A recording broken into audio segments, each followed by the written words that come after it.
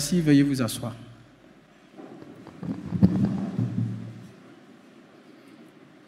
Nous prions le Seigneur pour écouter sa parole. Seigneur, nous te rendons grâce, toi qui es la parole de vie. Chaque fois que tu réunis tes enfants, Seigneur, tu as une parole pour nous guider et pour nous aider dans notre marche avec toi. Dispose nos cœurs, dispose notre entendement, afin que ce que tu veux semer, Seigneur, ce matin dans nos vies, nous puissions le recevoir pour ta seule gloire, au nom de Jésus-Christ. Amen. Pour la circonstance du jour, nous vous proposons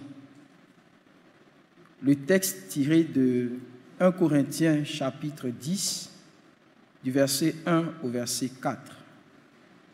1 Corinthiens chapitre 10, du verset 1 au verset 4. Frères, je ne veux pas que vous ignoriez que vos pères ont tous été sous la nuée et qu'ils ont tous passé au travers de la mer, qu'ils ont tous été baptisés en Moïse dans la nuée et dans la mer, qu'ils ont tous mangé le même aliment spirituel et qu'ils ont tous bu le même breuvage spirituel, car ils buvaient à un rocher spirituel qui les suivait, et ce rocher était Christ. Parole du Seigneur. Amen.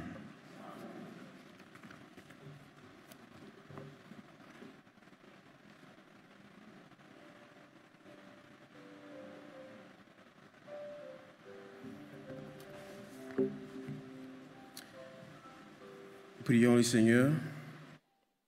Une fois encore.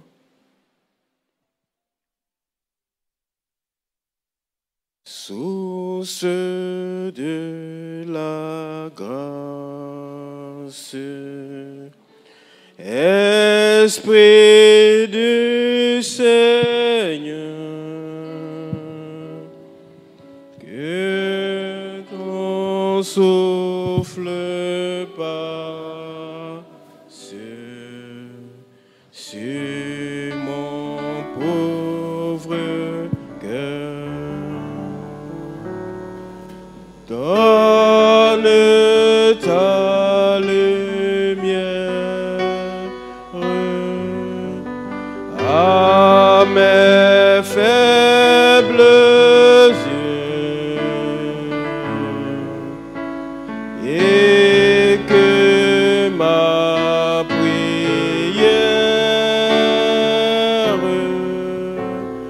monte jusqu'au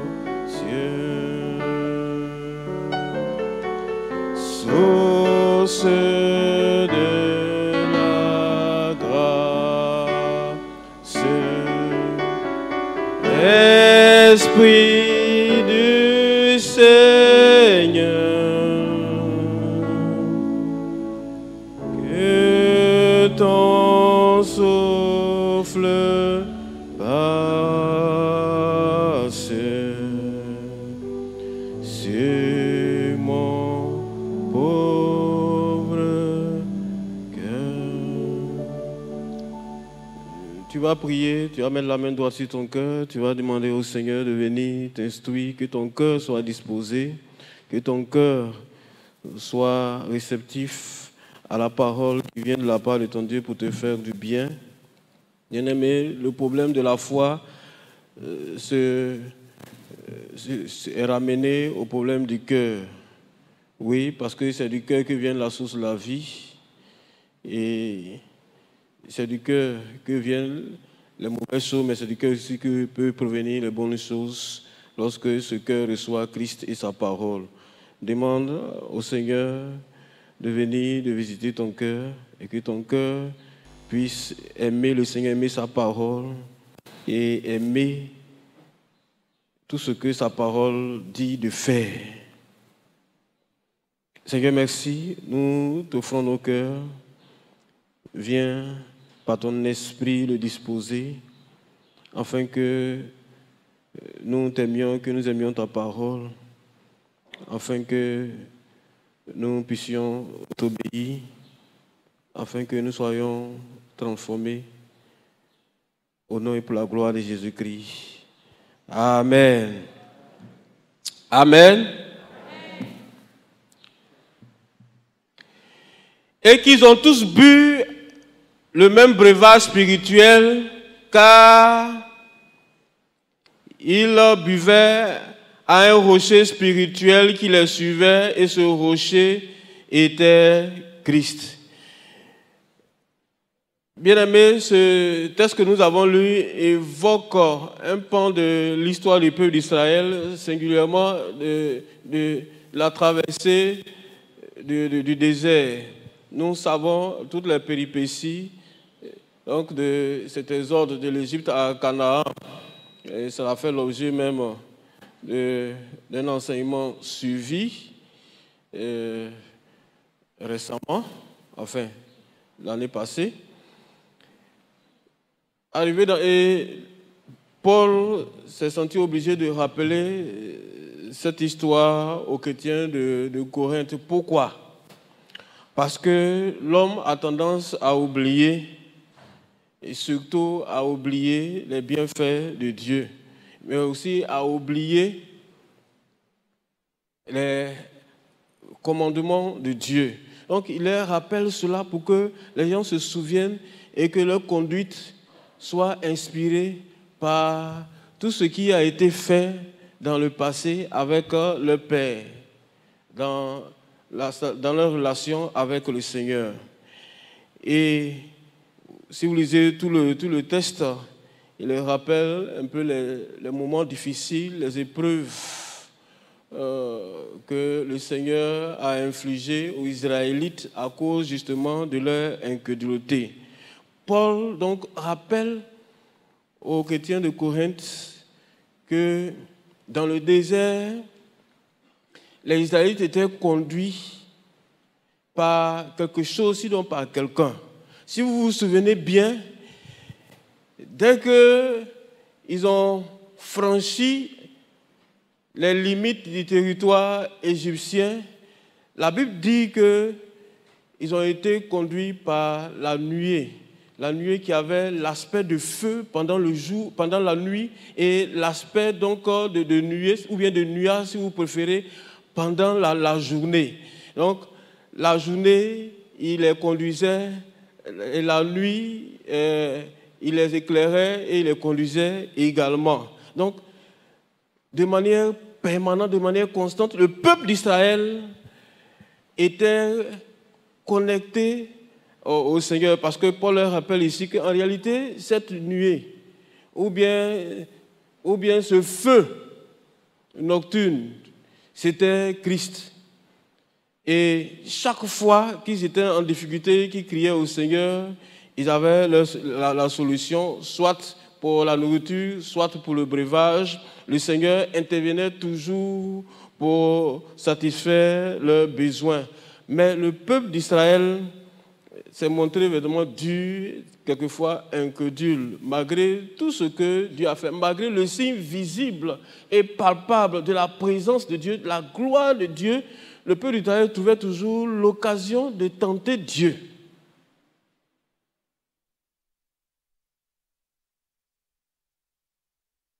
Et ce qui devait arriver est arrivé.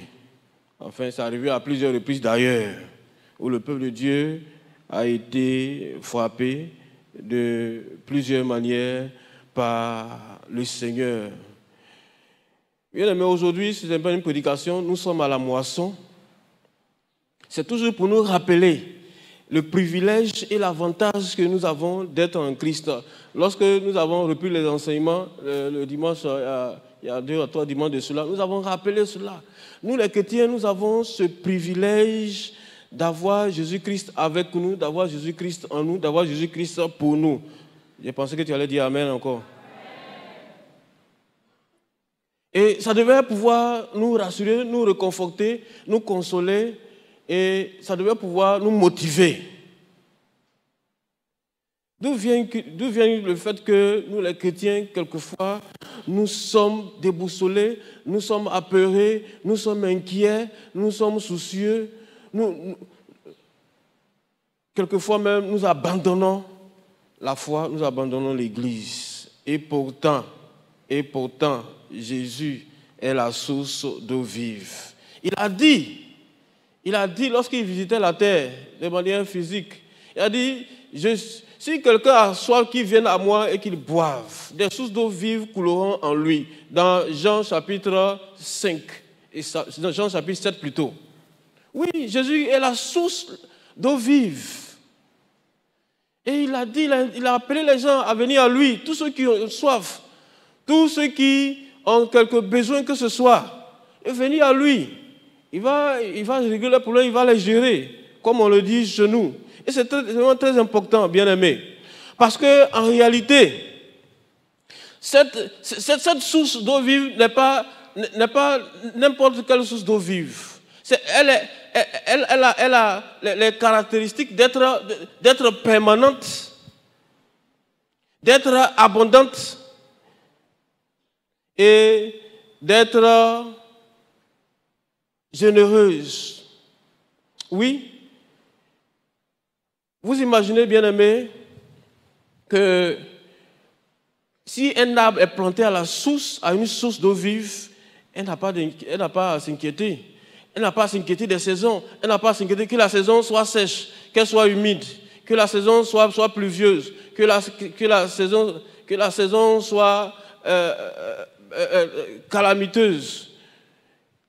La plante qui est à la source d'eau vive ne craint rien. Alléluia. C'est pour cela que David, dès l'entame donc de ses louanges, il dit que celui qui a la parole de Dieu, c'est-à-dire celui qui a Christ, il est comme un arbre planté près d'un courant d'eau. Il est toujours verdoyant et il produit en chaque saison, ou bien en toutes les saisons. C'est-à-dire qu'il n'y a pas de saison où il produit, il n'y a pas de saison où il ne produit pas. Il produit en toutes saisons. Un arbre qui est planté à une source d'eau vive, il ne peut qu'avoir ses caractéristiques, toujours vert, c'est-à-dire porter toujours la vie, toujours productif. Et c'est l'image que nous voulons vous laisser ce matin. Vous tous qui avez accepté le Seigneur Jésus-Christ, vous tous qui le suivez, vous tous qui avez mis votre confiance en lui, vous tous qui croyez en sa parole.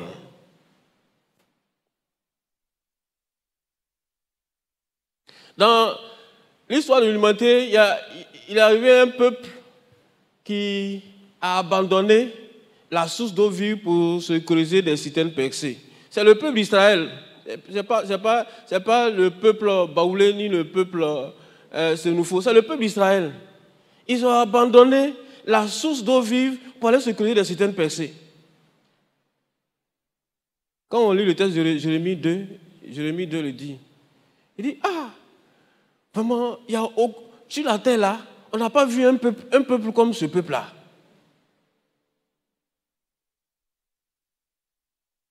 Y a-t-il un peuple qui change de Dieu comme mon peuple Israël? Je n'ai pas encore vu ça. Israël a tellement changé de Dieu qu'on ne sait même plus quel Dieu maintenant ils adorent. Ils ont abandonné la source d'eau pour aller se creuser des citernes, pour aller se fabriquer des citernes crevassées qui ne peuvent pas retenir l'eau. Israël aussi, oh. Bon. On pense que c'est Israël seul, mais ce n'est pas Israël seul. Nous aussi, on est dedans. Chaque fois que tu t'inquiètes, c'est comme si tu as abandonné la source de vie. Chaque fois que tu regardes ailleurs, au lieu de regarder à Christ, c'est que tu es en train de te creuser des citernes crevassées. Chaque fois que tu vas chercher solution ailleurs, chaque fois que tu empruntes des raccourcis, parce que selon toi, Dieu t'a trop, ou Dieu ne fait pas, Dieu ne répond pas, c'est la même chose, tu te crées des citernes percées parce que tu abandonnes la source d'eau vive, la source de toute solution, la source de toute grâce, pour aller chercher des solutions, soit humaines, quelquefois même des solutions sataniques. Bien-aimé, rassure-toi que là où tu es planté, en réalité, tu es celui-là même ou celle-là même qui n'a besoin de rien. Alléluia. C'est pourquoi David a dit au psaume 23, « Le Seigneur est mon berger, je ne manquerai de rien. » En réalité, les Français ont mal traduit. Voilà, les Français ont mal traduit. La vraie traduction, c'est les Anglais qui ont bien traduit ce premier verset-là. L'anglais dit, « The Lord is my shepherd, I have everything I need. » C'est-à-dire, le Seigneur est mon berger, j'ai tout ce dont j'ai besoin. Voilà. Parce que quand il dit « je ne manquerai », c'est au futur. Or, en réalité, comme je l'expliquais une fois, la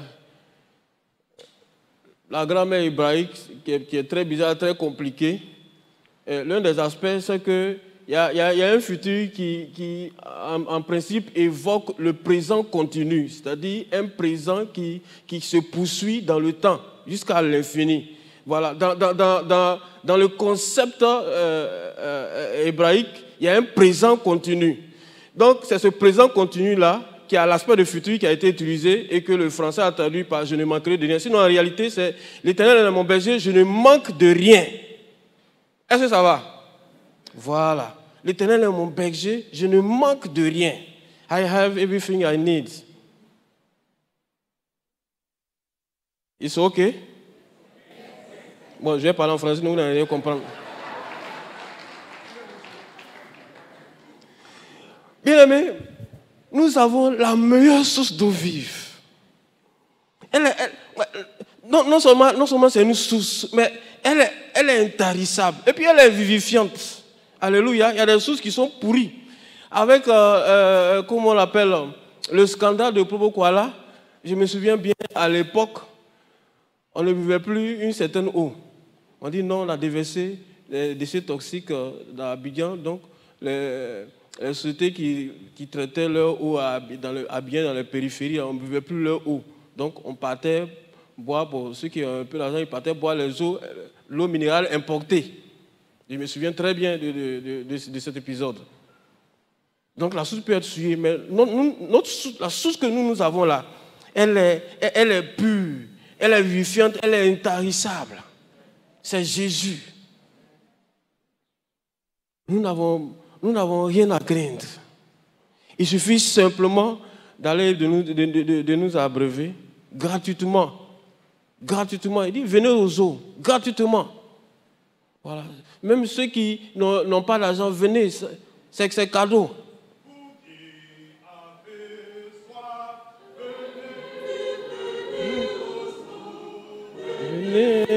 Venez aux eaux.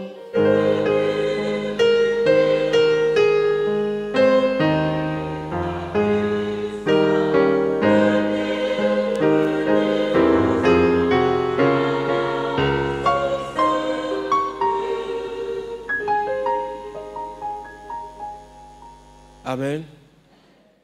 Vous savez, un jour, au siècle dernier, en France, il y avait un monsieur l'agriculteur qui avait un lopin de terre. Et puis, cette partie-là était aride. Il travaille, il se fatigue. Et puis, la production est peu. Un jour, il a travaillé, la tête, il est fatigué. Et puis, il allait se reposer sous un arbre. Maintenant, quand il a reposé, il était tellement fatigué et épuisé. Quand il a mis sa tête sur le sol, et puis il a entendu un bruit. Il entend un bruit, et puis il saute, et puis il se lève. Il dit, mais qu'est-ce qui se passe sous ma terre? Donc il va prendre une bêche, et puis il creuse. Il creuse, et puis l'eau jaillit de l'endroit où il creusait.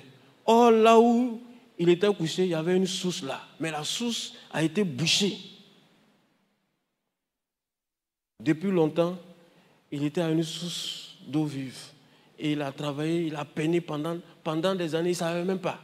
Mais le jour où cette source est sortie, les problèmes de cet agriculteur ont pris fin. Parce que il a eu maintenant les moyens de pouvoir produire en abondance à cause de cette source-là. Parce que toute sa plantation était maintenant irriguée. Il produisait maintenant en toutes les saisons. Même quand la saison n'était pas favorable, lui, il avait toujours de l'eau pour pouvoir produire. Et surtout, il mettait beaucoup plus l'accent sur les cultures de contre-saison. C'est-à-dire, là où les gens ne produisaient plus là, c'est là, lui, il produisait en abondance et il était devenu très, très, très riche. Bien aimé, tu es riche, peut-être tu ne sais pas, tu es très, très, très riche. Il faut activer cette source. Il faut mettre à profit cette source. Il faut mettre en évidence cette source. Et l'une des manières pour mettre en évidence cette source, c'est de donner. Quand tu donnes, tu ouvres la source sur toi. Parce que le Seigneur va se servir de ce peu-là pour pouvoir ouvrir le robinet, les vannes de ses bénédictions célestes. Si tu as compris ce secret-là, dis Amen. Je vais terminer mon message par un témoignage. Il y a un frère qui était venu me voir parce qu'il voulait aller ailleurs, dans une autre région. Là où il était là, ça ne marche pas. Il m'a appelé, il dit, pasteur, ça ne marche pas. Il a accusé les sorciers, il dit, il y a sorciers partout. Il faut laisser sorcier là. Jésus est là. Si Jésus est là, sorcier ne peut rien. Donc il dit, lui il veut quitter la zone pour aller ailleurs. Bon, j'ai dit, mais tu m'as appelé pourquoi? Il dit, non, il faut prier d'abord pour moi. Donc on s'est mis à prier et le Seigneur me dit, il faut lui dire que ma bénédiction n'est pas attachée à un lieu, ma bénédiction est attachée à une personne. Et que s'il est avec moi, s'il m'est fidèle, il sera béni partout où il est, même s'il est là, quel que soit l'endroit où il va partir. Que ma bénédiction n'est pas là-bas. Ma bénédiction est avec tous ceux qui me sont fidèles. J'ai dit, frère, voici la parole de Dieu pour toi. Le frère a ouvert les yeux, il m'a regardé, il dit, bon, ok, j'ai compris, et je vais rester. Jusqu'à aujourd'hui, le frère est resté et il est très prospère. Parce qu'il a compris que le secret de la bénédiction, ce n'est pas aller dans un Eldorado, dans un endroit, ce n'est pas s'expatrier, mais le secret de la bénédiction, c'est en lui, c'est avec lui, c'est Jésus. S'il a Jésus, il a la prospérité. S'il a Jésus, il a la vie. S'il a Jésus, il a tout. Tout ce que le Seigneur demande, c'est que nous soyons avec lui. Tout ce que le Seigneur demande, c'est que nous faisons confiance. Tout ce que le Seigneur demande, c'est que nous lui obéissons. Et nous allons voir que nous serons arrosés constamment jusqu'à la vie éternelle, comme il a promis. Au nom de Jésus-Christ, soyez bénis, soyez arrosés. Amen.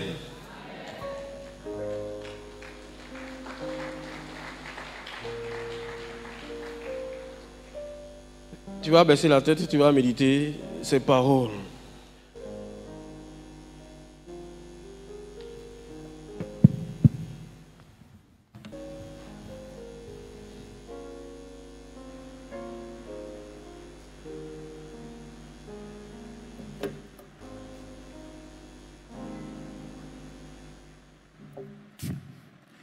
Oui, dans cette position, nous entamons un moment d'intercession.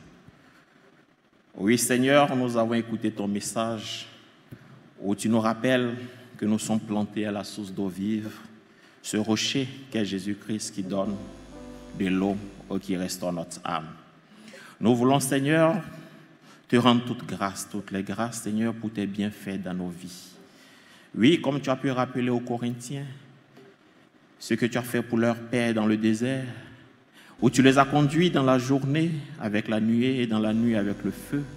Tu leur as permis d'être baptisés en passant au travers de la mer. Tu nous rappelles également que tu fais chemin avec nous dans nos différentes situations. Que ce soit, Seigneur, des saisons difficiles, des saisons sèches ou d'abondance, tu es avec nous.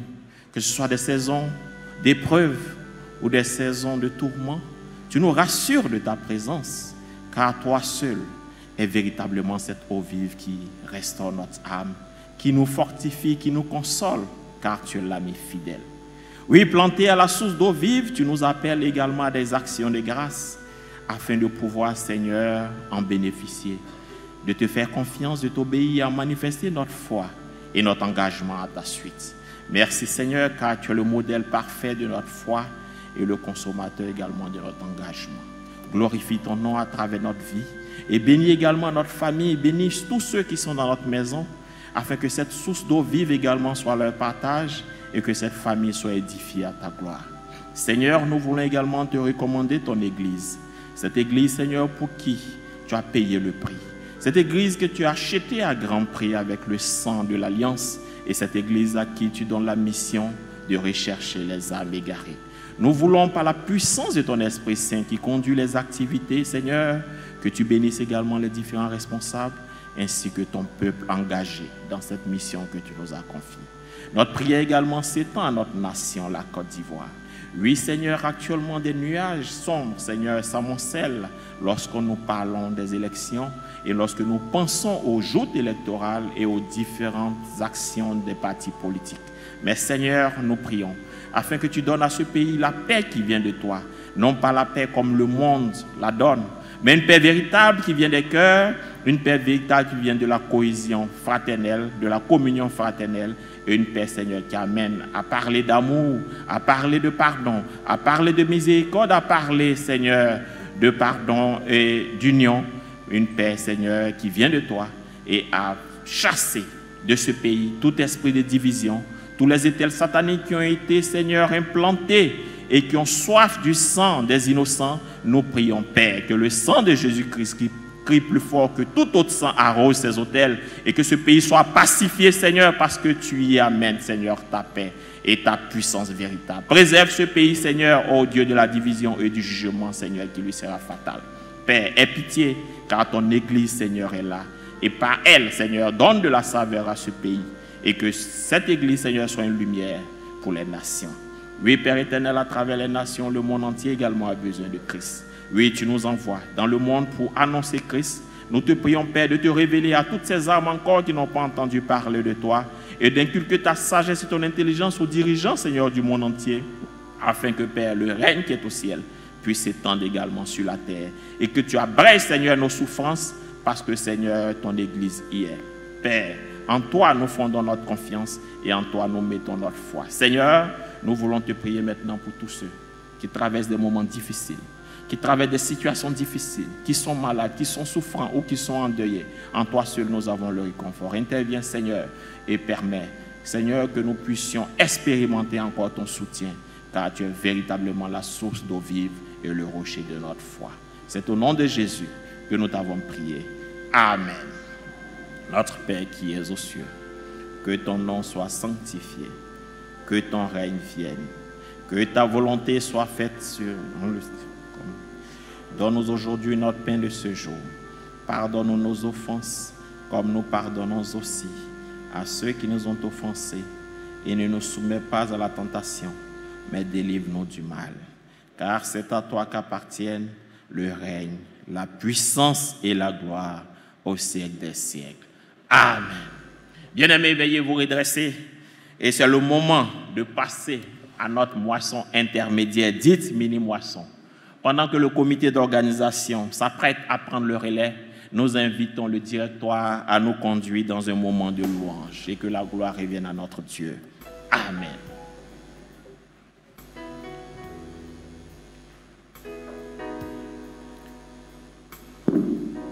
Les cantiques que nous allons chanter en anglais.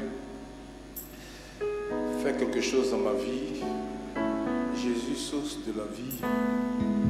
Arrose-moi et que les choses anciennes soient définitivement passées pour qu'une nouvelle vie jaillisse de ma vie.